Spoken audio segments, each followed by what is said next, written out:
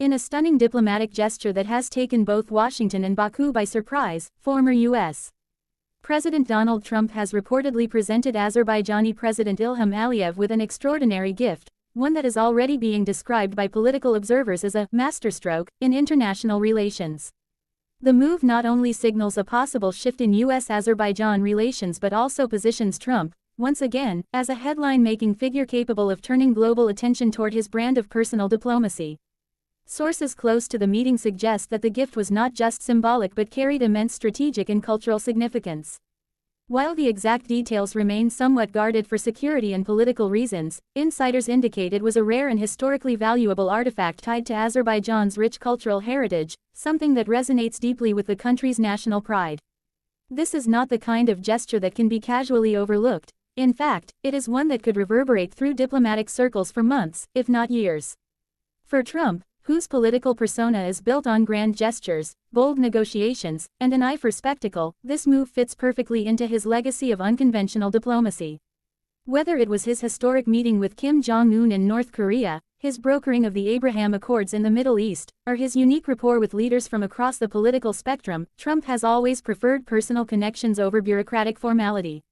By offering such a substantial gift, he appears to be signaling that Azerbaijan holds an important place in his vision of global partnerships, particularly in a region as geopolitically sensitive as the South Caucasus.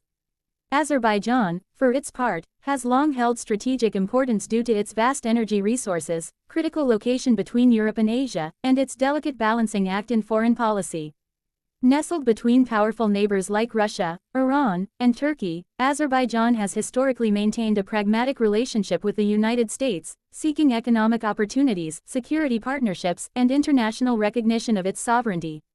Trump's gesture could be seen as a bid to strengthen those ties while also positioning himself as a key player in any future U.S.-Azerbaijan engagements. Political analysts are already speculating on the broader implications of this gift.